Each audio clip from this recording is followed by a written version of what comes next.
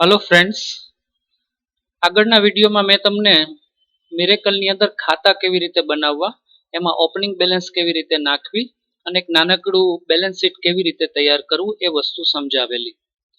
આ વિડીયોમાં પણ આપણે એ જ રીતે ખાતા બનાવતા શીખવું છે, પણ થોડા વધુ પ્રકારના ખાતાઓ અને એ ખાતાઓના અંડર ગ્રુપ એ ખાસ અગત્યની વસ્તુ છે કે કયા ખાતાનું અંડર ગ્રુપ કયું આવશે. તો થોડાક વધારે ખાતાઓ બનાવતા શીખવું છે, એમાં ઓપનિંગ બેલેન્સ નાખવી છે અને બેલેન્સ શીટ બનાવતા આપણે શીખવું છે.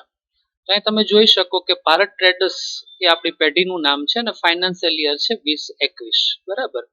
તો આ પેઢીની અંદર આપણે જે ઓપનિંગ બેલેન્સ કેરી ફોરવર્ડ કરવું છે તો એ મેં અહીંયા એક્સેલની શીટમાં ઓલરેડી બનાવીને રાખ્યું છે કે અત્યારે આપણે લાયાબિલિટીઝ બાજુ આ બધા ખાતાઓ બનાવવા છે અને એસેટ્સ બાજુ આ બધા ખાતાઓ આપણે નવા બનાવવાના છે. તો સૌથી પહેલું ખાતું છે મહેશભાઈ કેપિટલ એકાઉન્ટ 1 લાખ રૂપિયા. મહેશભાઈ કેપિટલ એકાઉન્ટ 1 લાખ રૂપિયા. તો ખાતા બનાવવા માટે આપણે જાશું માસ્ટરમાં એકાઉન્ટ. તો એકાઉન્ટની અંદર આ જે બધા ખાતાઓ ઓલરેડી છે જ, એમાં નવું ખાતું બનાવવા માટે આપણે એડ ઉપર ક્લિક કરશું. આ પ્રકારની સ્ક્રીન આવશે. મહેશભાઈ કેપિટલ એકાઉન્ટ. માલિક પોતે હોય તો એની પાછળ આપણે કેપિટલ શબ્દ લગાવીએ છીએ, તમને ખ્યાલ છે. એનું ગ્રુપ રહેશે capital account. Opening balance 1 lakh રૂપિયા. એન્ટર આપશું. આ કોઈ વિગત અત્યારે આપણે ફિલઅપ કરતા નથી. ઓકે આપશું એટલે મહેશભાઈનું ખાતું ઓલરેડી બની ગયું છે. પછી તમે જોઈ શકો કે બીજું ખાતું આપણે બનાવવાનું છે bank of Baroda loan account. Bank of બરોડામાંથી આપણે 2 લાખ રૂપિયાની લોન લીધી છે, રાઈટ. તો એનું આપણે એકાઉન્ટ બનાવશું. BOB bank account. તો જે બેંકમાંથી આપણે લોન લીધી હોય, રાઈટ, તો બેંકની લોન છે એ સિક્યોર્ડ લોન કહેવાય. તો કીબોર્ડમાંથી S દબાવશો એટલે લિસ્ટમાંથી S વાળા બધા નામ આવી જશે. એમાંથી તમારે આ પસંદ કરવાનું છે સિક્યોર્ડ લોન્સ. કોઈ પણ બેંકમાંથી લોન લીધી હોય તો સિક્યોર્ડ લોન્સ છે, બરાબર. તો એમાં આપણે ઓપનિંગ બેલેન્સ નાખવાની છે 2 લાખ રૂપિયા. એન્ટર આપશું. એન્ટર આપીને આગળ વધશું. તો અહીંયા ઓકે સુધી પહોંચી ગયા. એન્ટર આપશું એટલે એ ખાતું પણ બની ગયું છે. ત્યારબાદ એક ત્રીજું ખાતું આપણે બનાવવાનું છે ચિમનલાલ લોન એકાઉન્ટ. જેમાં આપણે બેંકમાંથી 2 લાખ રૂપિયા લીધા હતા, એમાં આપણે એક ચિમનભાઈ પાસેથી પણ 1.5 લાખ રૂપિયા લીધા છે, રાઈટ. તો એનું આપણે ખાતું બનાવશું ચિમનલાલ લોન એકાઉન્ટ 1.5 લાખ રૂપિયા.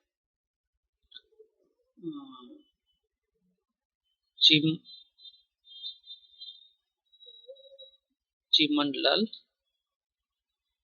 Loan account. જે વ્યક્તિ પાસેથી લોન લીધી હોય એની પાછળ લોન શબ્દ લગાવવો જરૂરી છે. એન્ટર આપશું. જેમ બેંકમાંથી આપણે લોન લીધી હતી તો એને આપણે સિક્યોર્ડ લોન્સ કીધું હતું, એવી રીતે કોઈ વ્યક્તિ પાસેથી આપણે લોન લઈએ તો એ અનસિક્યોર્ડ લોન કહેવાય. તો એનું અંડર ગ્રુપ લેશે અનસિક્યોર્ડ લોન્સ. 1.5 લાખ રૂપિયા, 1,50,000. એન્ટર આપીને આગળ વધશું અને ઓકે કરશું. ત્યારબાદ એક આપણે ખાતું બનાવવાનું છે વિરાજ ટ્રેડર્સ. વિરાજ ટ્રેડર્સ એક એવી પેઢી છે કે એની પાસેથી આપણે ઉધારીમાં માલ લીધો છે, રાઈટ. 50,000 નો માલ લીધો છે, આપણે પૈસા દેવાના બાકી છે, રાઈટ. તો લાયબિલિટીઝ બાજુ એનું એક ખાતું આપણે બનાવવું પડે. Viraj traders, opening balance 50,000.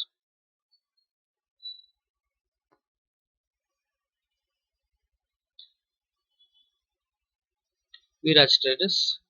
જે પેઢી પાસેથી આપણે ઉધારીમાં માલ લીધો હોય એ પેઢીનું ગ્રુપ રહેશે સન્ડ્રી ક્રેડિટર્સ.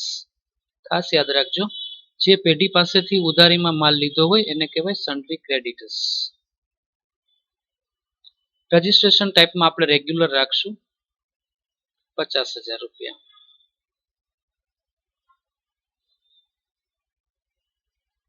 આ કોઈ વિગત આપણે ફિલઅપ કરતા નથી. ઓકે આપશું. તો અહીંયા સુધી લાયબિલિટીઝ બાજુના બધા લેઝર્સ આપણે બનાવી નાખ્યા છે. ત્યારબાદ એસેટ બાજુના બધા ખાતા બનાવીએ. તો એસેટ બાજુ પર એક કોમ્પ્યુટરનું ખાતું બનાવવાનું છે. 25,000 રૂપિયાનું કોમ્પ્યુટર લીધું છે, બરાબર. તો એ કોમ્પ્યુટર એ આવશે ફિક્સ એસેટમાં. તો એનું ખાતું બનાવીએ. કોમ્પ્યુટર. ધંધાના ઉપયોગ માટે આપણે કોઈ પણ વસ્તુ લીધી હોય તેને આપણે ફિક્સ એસેટના ગ્રુપમાં મૂકવી પડે. કીબોર્ડમાંથી F દબાવીએ એટલે અહીં બતાવશે ફિક્સ એસેટ, તો એમાં એન્ટર આપશું અને 25,000 રૂપિયા. તો એને પણ આપણે ઓકે આપીને એક્સેપ્ટ કરશું. ત્યારબાદ ઇન્વેસ્ટમેન્ટ. માનો કે આપણે 1 લાખ રૂપિયાનું ઇન્વેસ્ટમેન્ટ કર્યું છે, બરાબર. કોઈ એફડી કે એવી રીતે કંઈ બેંકમાં એફડી મૂકી છે, મ્યુચ્યુઅલ ફંડમાં ઇન્વેસ્ટમેન્ટ કર્યું છે, એ બધું ઠીક છે. તો 1 લાખ રૂપિયાનું ઇન્વેસ્ટમેન્ટ છે.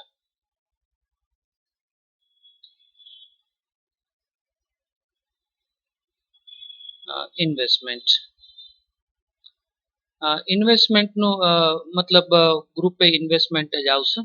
એટલે ઇન્વેસ્ટમેન્ટ એટલે મેં કીધું એમ કે કોઈ મ્યુચ્યુઅલ ફંડમાં ઇન્વેસ્ટ કર્યું હોય, કોઈ શેર માર્કેટમાં ઇન્વેસ્ટમેન્ટ કર્યું હોય, કોઈ એફડી મૂકી હોય. તો આમ તો અહીંયા આપણે ચોખવટ કરવી પડે કે શેમાં ઇન્વેસ્ટમેન્ટ કર્યું છે, રાઈટ. અત્યારે આપણે નામમાં પણ ઇન્વેસ્ટમેન્ટ રાખ્યું છે, ગ્રુપમાં પણ આપણે ઇન્વેસ્ટમેન્ટ રાખીએ છીએ. અને 1 લાખ રૂપિયા. તો એક આ આપણે ખાતું ઇન્વેસ્ટમેન્ટનું બનાવ્યું, બરાબર. ત્યારબાદ મીના લોન એકાઉન્ટ. માનો કે આપણી ઓફિસની અંદર એક મીનાબેન નામના બેન કામ કરે છે, એને આપણે 10,000 લોન પેટે આપ્યા છે, બરાબર. આ લોન અને આ લોન બે અલગ છે. આ લોન આપણે લીધેલી લોન છે અને આ લોન એ આપણી આપેલી લોન છે, બરાબર. તો આપેલી લોનનું ગ્રુપ રહેશે લોન એન્ડ એડવાન્સ, ઠીક છે. 10,000 રૂપિયા મીનાબેનના ખાતે આપણે ડેબિટ કરવાના છે.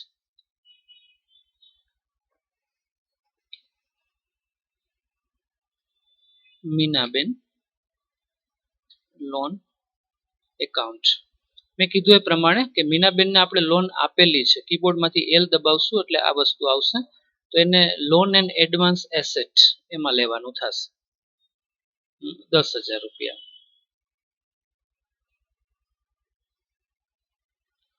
ઓકે કરશું એટલે એક મીનાબેનનું ખાતું પણ આપણે બનાવી લીધું. ત્યારબાદ એક Uma provision store.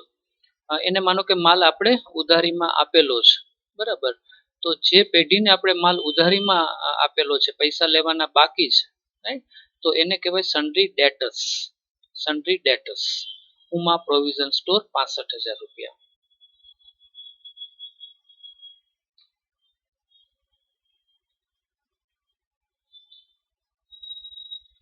Uma provision stores. હું રિપીટ કરું છું. જેને આપણે માલ ઉધારીમાં વેચ્યો હોય એને કહેવાય સન્ડ્રી ડેટર્સ. તો ગ્રુપ એનું રહેશે સન્ડ્રી ડેટર્સ. રેગ્યુલરમાં જ રાખશું 65,000 રૂપિયા. એને પણ આપણે ઓકે આપીને એક્સેપ્ટ કરશું. ત્યારબાદ બેંકની અંદર આપણા પડ્યા છે 2.5 લાખ રૂપિયા. HDFC bank 2,50,000.